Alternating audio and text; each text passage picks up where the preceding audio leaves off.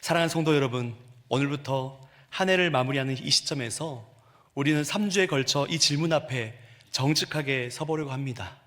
하나님을 알아가고 하나님을 사랑하며 하나님께 순종하는 삶이 무엇인지를 말씀을 통해 다시 점검하면서 우리의 신앙을 다시 한번 새롭게 돌아보는 귀한 시간 되시기를 주님의 이름으로 축복합니다. 아멘. 오늘은 첫 시간으로 하나님을 알아가는 제목이라는 교회라는 제목으로 우리 전주 세종한교회 모든 성도들의 신앙생활 가운데 꼭 붙들어야 될 그 방향이자 하나님과의 관계를 점검하는 첫 번째 기준을 함께 살펴보고자 합니다. 금세계 최고의 복음주의자라고 불리는 한 목사님이 계십니다. 그분은 제임스 패커라는 목사입니다.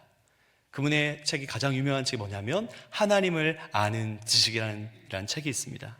그곳에서 제임스 패커 목사님은 이런 말을 남겼습니다.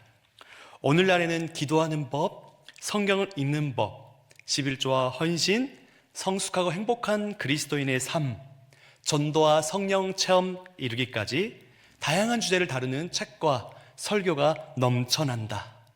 또한 흥미롭게 읽을 수 있는 과거 그리스도인의 전기들도 풍성하다.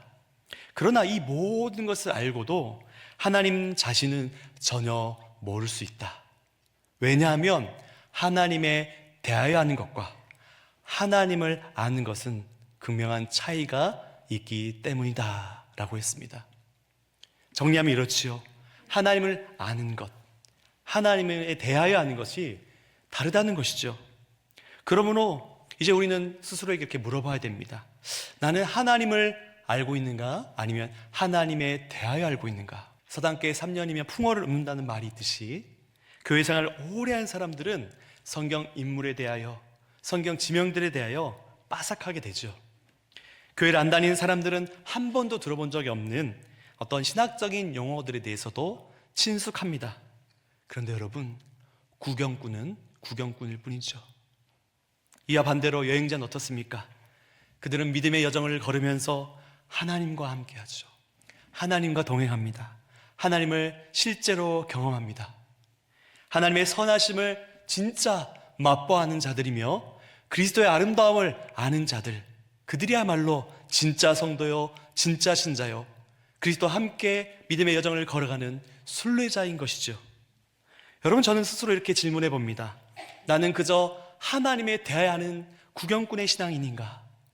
아니면 하나님을 아는, 하나님과 동행하는, 하나님과 함께하는 그런 믿음의 순례자인가? 왜냐하면 이 질문은요, 우리 인생에서 너무나 중요한 질문이기 때문이에요. 아무리 하나님에 대한 지식이 많다 해도 하나님을 경험하고 하나님을 아는 지식이 없다면 그 사람의 인생은 허무한 인생일 뿐이기 때문입니다. 하나님에 대하여 아는 지식 때문에 오히려 그것이 그를 교만하게 만들고 다른 사람을 판단하고 정죄하게 되기 때문이에요.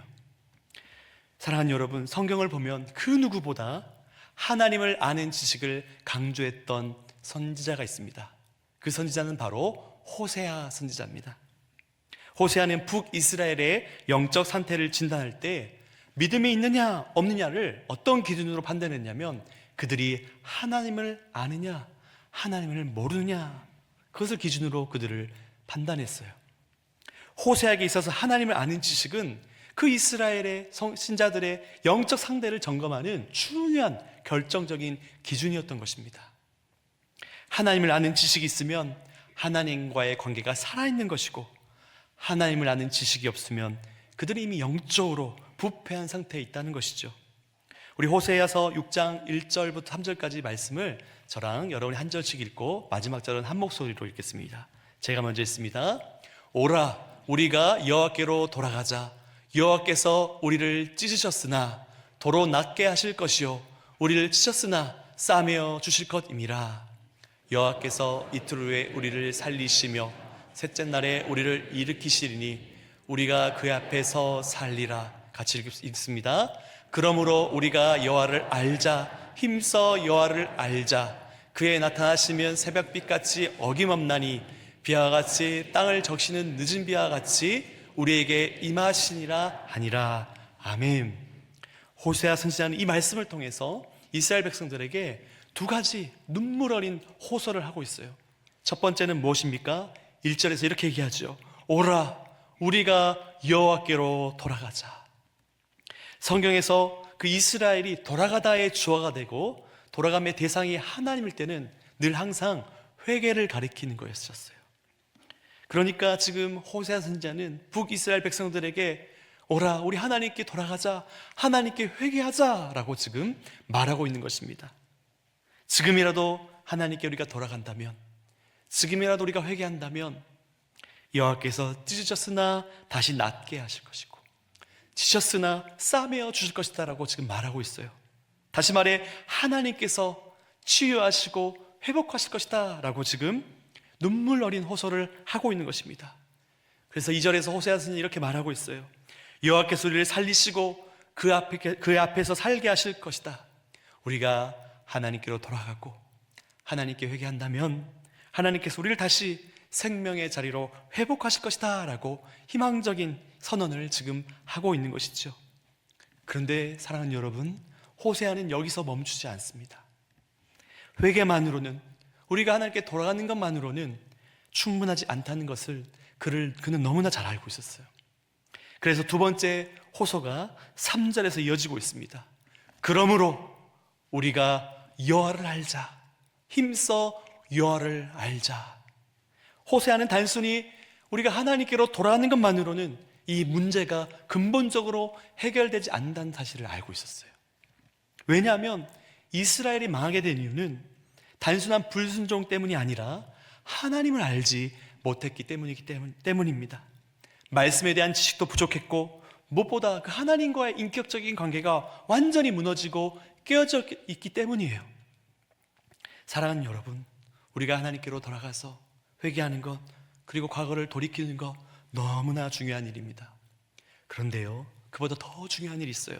돌아간 후에, 회개한 후에 다시 과거로 돌아가는 것이 아니라 하나님을 바로 알고 힘써 하나님을 아는 자리로 나아가는 것, 그것이 바로 우리가 살 길이라고 즉 호세아 선지자는 눈물 어린 호소를 하고 있는 것입니다.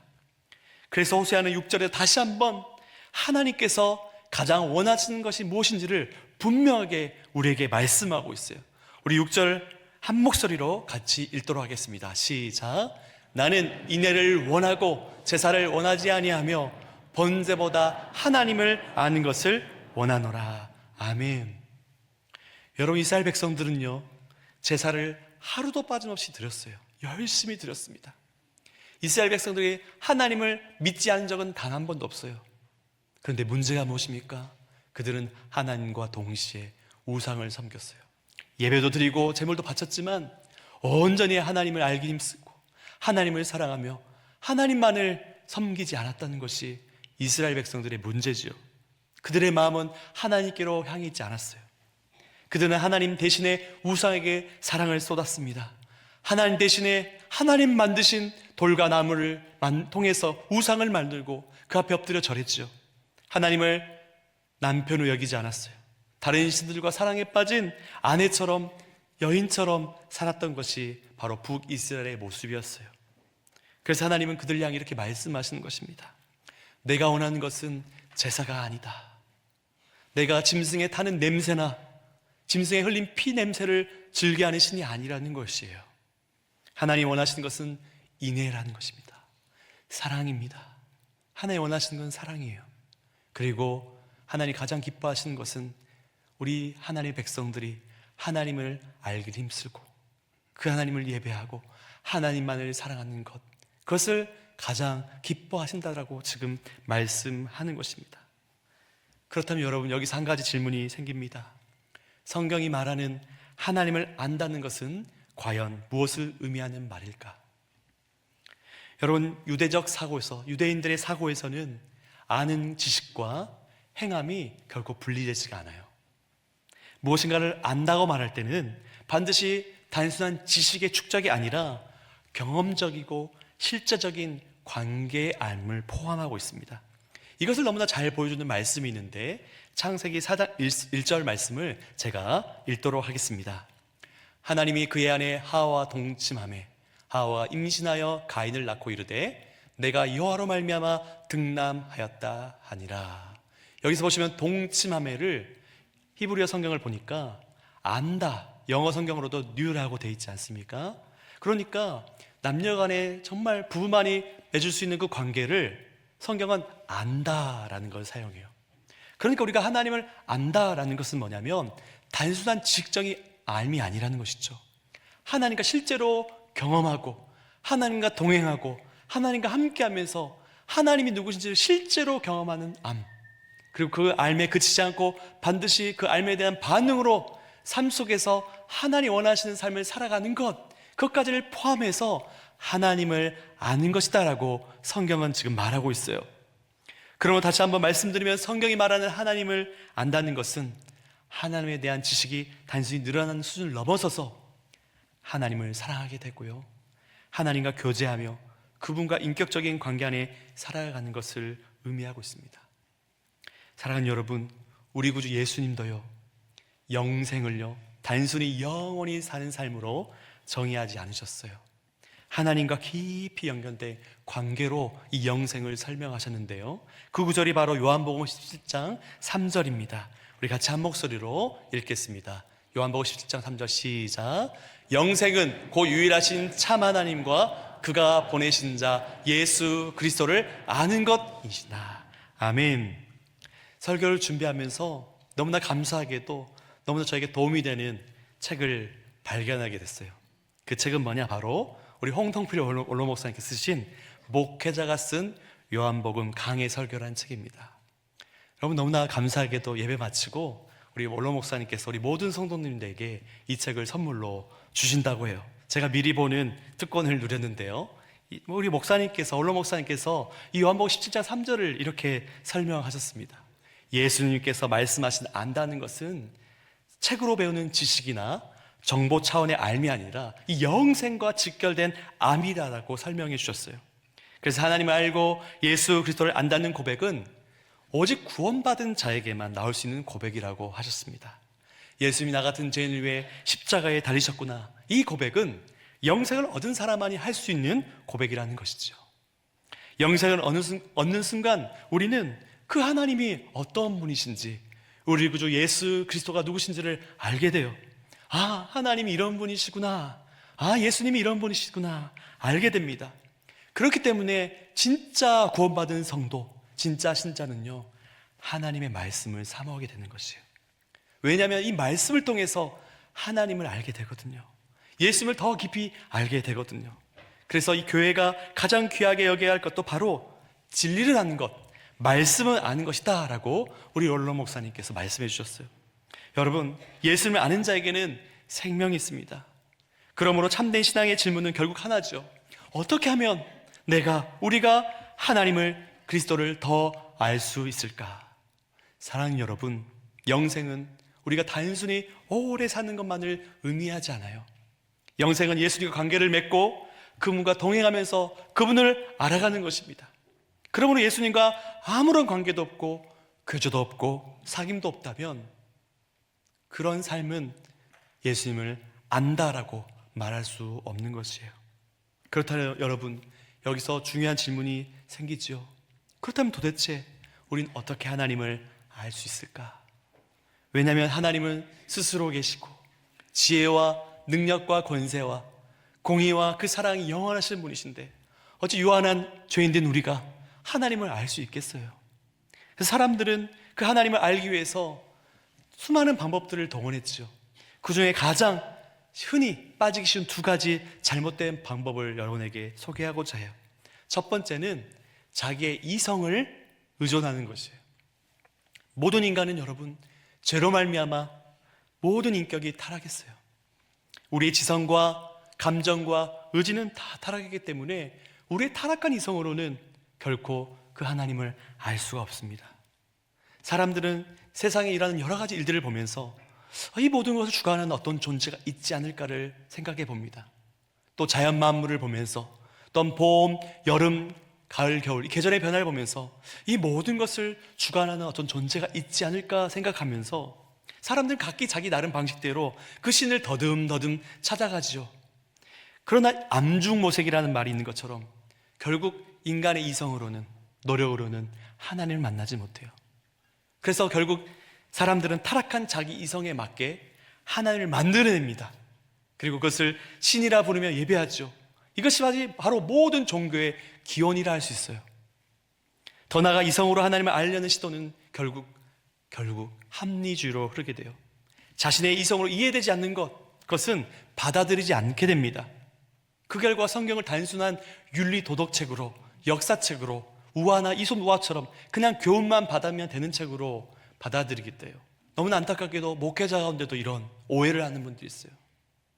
예전에 저희 아내가 중국에서 유학할 때에 한 선교사님께서 유학생들 모임을 인도하시다가 우리가 잘 아는 오병이어 설교를 했습니다. 그런데 그분이 말씀하시기를 이것은 기적이 아니라 어린아이가 자신의 도시락을 아낌없이 내놓자 그 모습을 보고 부끄러워했던 어른들이 숨겨놨던 도시락을 다 꺼내 나눠 먹었다라고 설교를 했어요. 너무나 충격적인 설교죠. 자신의 이성을 하나의 말씀보다 우위에 두는 사람은 내가 이해되지 않으면 그것을 받아들이지 못해요.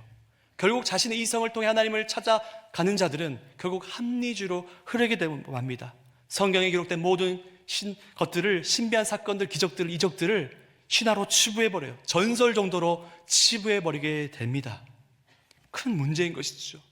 또한 두 번째로 하나님을 아는 데 있어서 잘못된 방법은 자신의 경험이나 체험을 기준으로 하나님을 알려고 하는 시도예요. 물론 체험은 중요하죠. 그러나 체험은 본질적으로 매우 주관적이라는 사실을 우리가 잊지 말아야 돼요. 내가 직접 경험했다, 내가 보았다, 내가 들었다, 내가 느꼈다.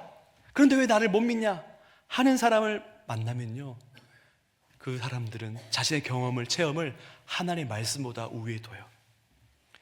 이성을 지나치게 중시한 사람이 합리주의로 흘러가듯이 이 체험과 경험을 지나치게 중시한 사람은 결국에 신비주의로 흐르게 되죠.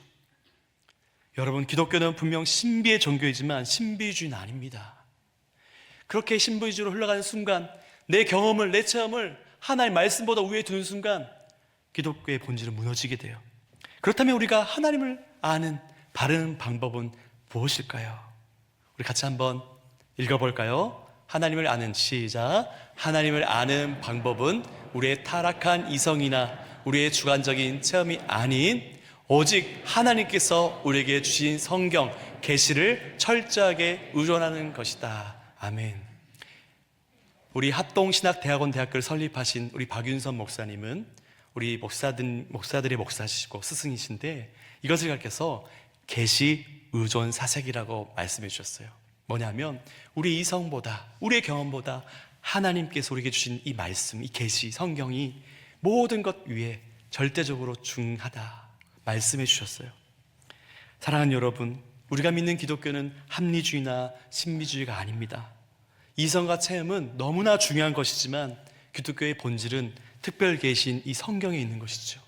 하나님께서 우리를 사랑하셔서 우리가 도무지 알 수 없는 그 하나님을 성경을 통해 알게 하시고요, 성령을 통해서 성경을 조명하여 주셔서 하나님이 누구신지, 그리스도가 누구신지를 알게 해 주실 때만이 비로소 우리가 하나님을 알게 되는 것입니다.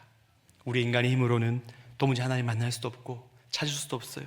그런데 하나님께서 우리를 너무나 사랑하셔서 이 성경 말씀을 주셨어요. 이것을 믿는 사람은 하나님을 진짜 알기 위해서 성경을 더 가까이 하고 성경을 사랑하게 되고 마는 것입니다. 사랑하는 여러분, 사람은요, 알면 알수록 더 사랑하게 됩니까? 아니면 때로는 실망하게 됩니까? 우리 전주서 생존학교에 너무나 다 사랑이 넘쳐서 잘 모르시지만 대부분의 일반적인 사람들은요, 내가 적당히 알 걸 그랬다.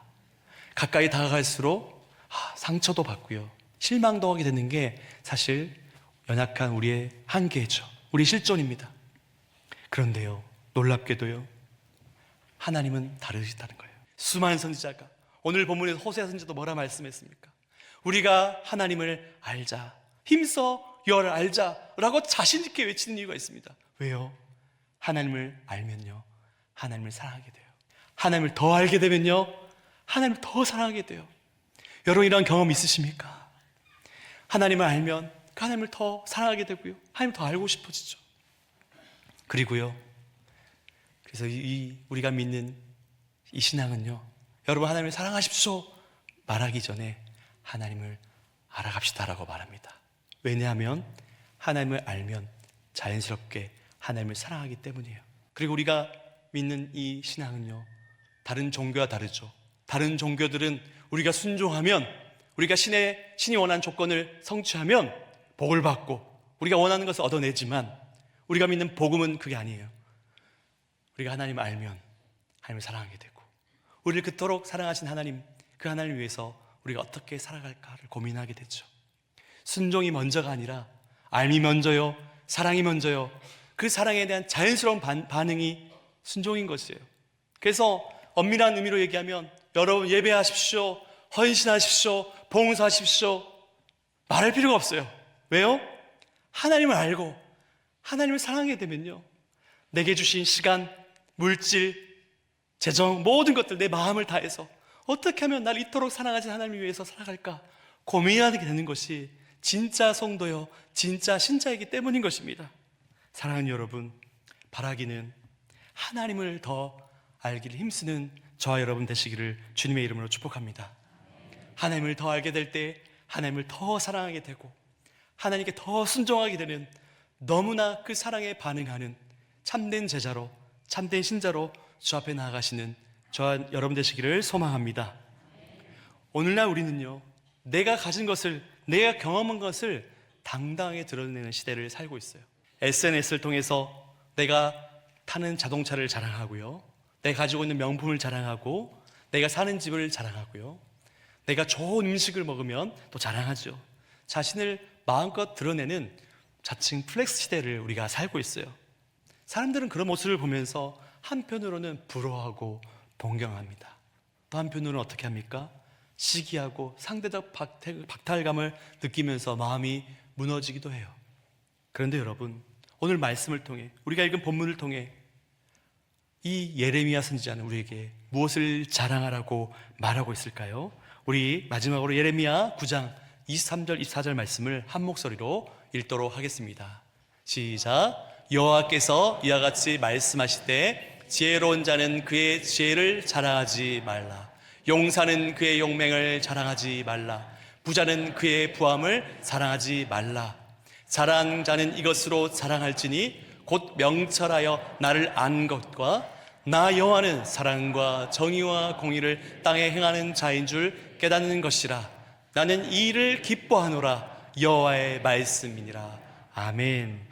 사랑하는 여러분, 하나님을 아는 것, 하나님이 어떤 분이신지를 아는 것, 그분의 사랑과 정의와 공의가 이 땅 가운데 살아 움직이고 있음을 깨닫는 것, 이것이야말로 하나님께서 가장 기뻐하시는 자랑이다라고 말하고 있어요.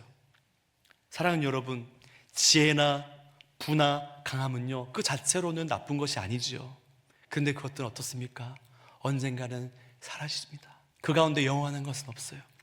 하나님께서 허락하시면 지혜도 주시고 부도 주시고 강함도 주시지만 세월이 흘러가면 힘도 빠지고요, 자꾸 까먹게 되고요, 부도 사라질 수 있는 어떤 위기를 경험하게 되죠. 세상 사람들이 붙들고 자랑하는 모든 것들은 어느 순간 사라지는 것들입니다. 그렇기 때문에 예레미야 선지자 우리 가운데 무엇을 자랑하라고 말합니까? 하나님을 아는 것을 자랑하라고 말하고 있어요.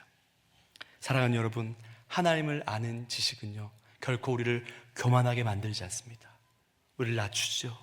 하나님을 더 사랑하게 됩니다. 그리고 그 사랑 안에서 기쁨으로 순종하게 만듭니다. 말씀을 통해 하나님을 아는 자는 결국 하나님을 더 사랑하게 되고요, 하나님을 사랑하는 자는 하나님을 닮아 주의 뜻대로 살기를 기뻐합니다. 바라기는 우리 전주 세종안교회가 말씀을 통해 하나님을 더 알고 그 하나님을 더 사랑하며 그 사랑 안에서 기쁨으로 순종하는 교회, 세상 사람들이 자랑하는 것을 자랑하지 않고 오히려 나의 약함을 자랑하고 내 안에 계신 그리스도를 자랑하는 교회, 그런 교회가 되기를 주님의 이름으로 축복합니다.